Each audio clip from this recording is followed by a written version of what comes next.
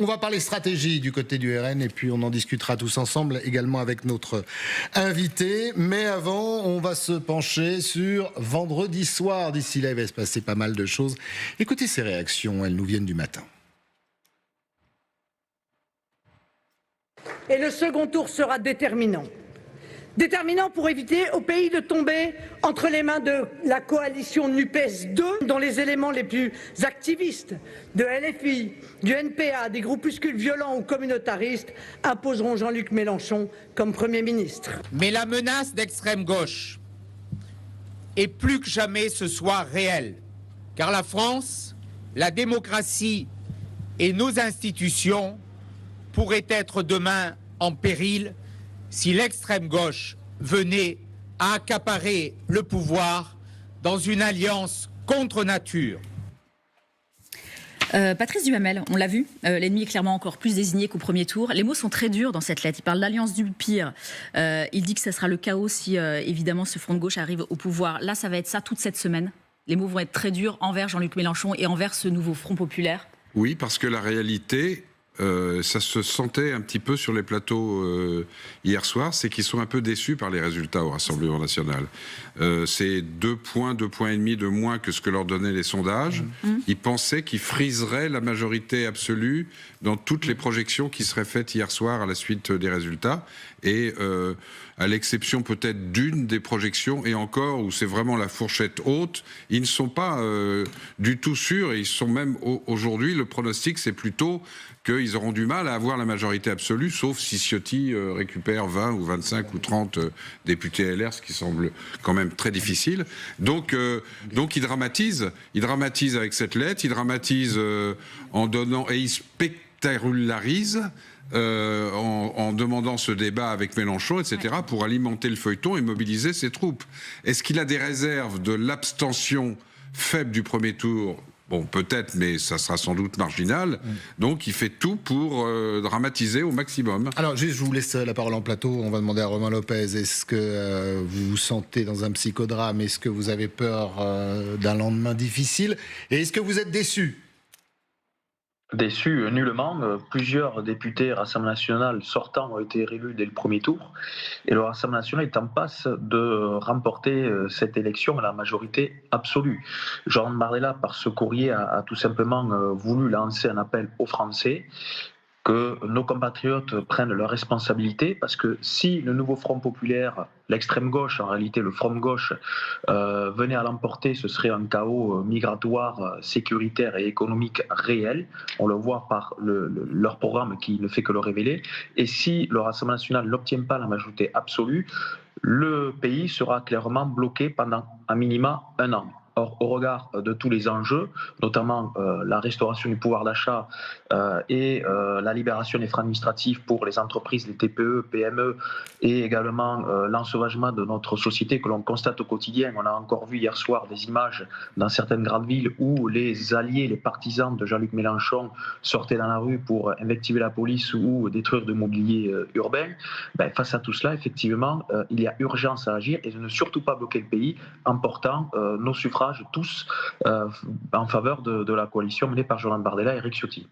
Restez avec nous, Romain Lopez. Valérie Nata, vous avez senti aussi hier, même dans le QG, on disait que Marine Le Pen était déçue. Est-ce que vous avez ressenti ça ? Et est-ce qu'il y a des indicateurs qui nous montrent que ce n'est pas le succès franc, alors c'est 33,5, c'est inédit bien sûr, mais ce n'est pas le succès franc et massif qu'on avait perçu. Par exemple, sur le vote des jeunes, a été, par exemple, acquis au Rassemblement national. Là, il est repassé un peu NFP, Nouveau Front populaire. Est-ce qu'il y a des signaux qui nous feront croire que justement, ce n'est pas le succès massif ? Alors, j'ai du mal à vous dire que ce n'était pas un grand succès quand même. On n'a jamais vu ça sous la Ve République. Il y a quand même plus de 10,5 millions de voix qui se sont portées hier sur le RN, alors que c'était seulement 7 millions il y a 3 semaines. Donc, moi, je trouve que le succès est là, mais je crois que la grande crainte du Rassemblement national, pour rebondir sur ce que disait Patrice Duhamel, c'est un scénario à la 1978. C'est-à-dire, à l'époque, en 1978, c'était la gauche qui était arrivée largement en tête et qui a été du terme, corrigé au second tour. Sérieusement corrigé. Et là, c'est la grande crainte du Rassemblement national, c'est d'avoir eu une vague qui puisse être sérieusement corrigée au second tour à cause d'une baisse du nombre des triangulaires et donc beaucoup de duels dans lesquels le Rassemblement national pourrait se voir perdre beaucoup de sièges. Qu'est-ce que ça donne en carte? Parce que pour parler de choses, il faut savoir. Merci d'être avec nous, Mathieu Kerman. C'est à vous que revient cette lourde tâche de nous dire où le Rassemblement national a gagné, a avancé. Et avec qui? Eh bien, vous en parliez il y a quelques instants. On parle d'une nette poussée donc du Rassemblement national. Très clair d'abord par les chiffres. Regardez, hier, si on additionne les voix du Rassemblement national et celles des Républicains soutenus par le Rassemblement national, on arrive à un total de 10 628 000 voix, soit 33% des suffrages. Et si on compare cette fois-ci avec 2022, c'est un véritable raz-de-marée. Et souvenez-vous, le parti de Jordan Bardella avait réussi à obtenir 4 248 000 voix. C'est 2,5 fois donc de plus cette fois-ci en seulement 2 ans. Et par rapport aux élections européennes, il y a 3 semaines de cela, eh bien, le Rassemblement national a réussi à engranger plus de 3 millions de voix. C'était 7,7 millions il y a 3 semaines. On est donc passé désormais à 10 628 000 voix pour le Rassemblement national et ses alliés.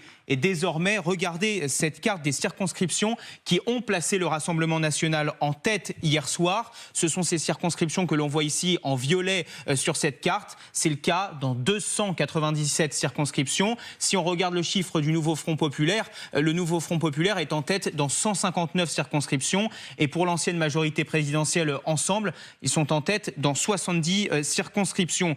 Un raz-de-marée donc pour le Rassemblement national. Et sur les 577 circonscriptions, eh bien 77 candidats ont été élus dès le premier tour. Et parmi ces 77 candidats, il y en a 37 qui appartiennent au Rassemblement national, qui ont donc été élus ou réélus. On peut noter, par exemple, que ces personnalités qui ont été élues ou réélues sont majoritairement dans le nord de la France pour le Rassemblement national, mais également dans le sud-est, alors que pour le nouveau Front populaire, c'est majoritairement en Île-de-France et du côté de Paris.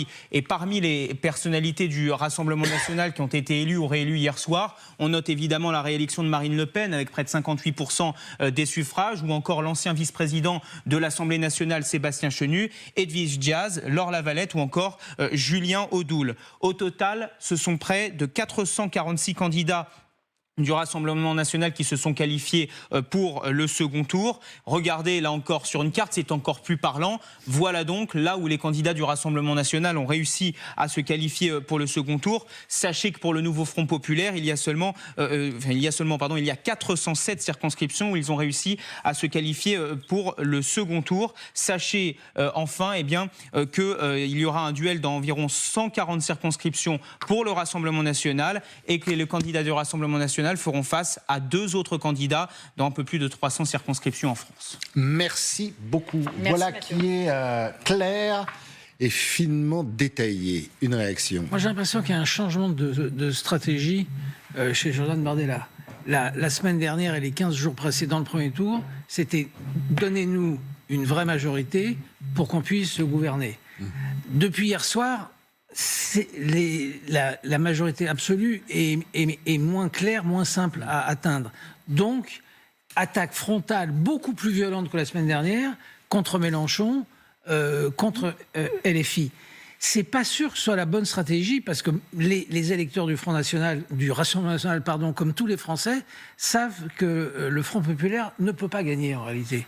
Donc ça, c'est une stratégie qui a cette limite-là. Les Français et les électeurs de Jordan Bardella savent que c'est un danger qui est assez factice malgré tout. Donc c'est assez compliqué. C'est vrai qu'on l'a entendu ce matin quand on lui pose la question à Jordan Bardella, est-ce que malgré tout, si vous ne l'avez pas, vous allez y aller? Il passe très vite maintenant. Voilà, il passe très vite, il est plus hésitant. On est d'accord avec ça, Marcelo?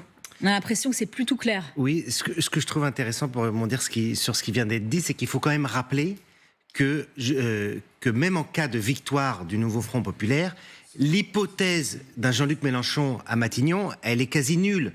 Donc Jordan Bardella exploite ce scénario parce qu'il est le plus intéressant électoralement, mais on le sait maintenant, tous les différents leaders des autres forces politiques qui composent cette alliance ont tous dit qu'il devrait y avoir un vote, que Jean-Luc Mélenchon n'était pas une personne consensuelle, qu'il fallait pas de brutalisation de la vie politique. Donc c'est une mise en scène destinée à effrayer le plus possible l'électorat un peu modéré pour le récupérer dans le cadre pour mettre en scène un duel.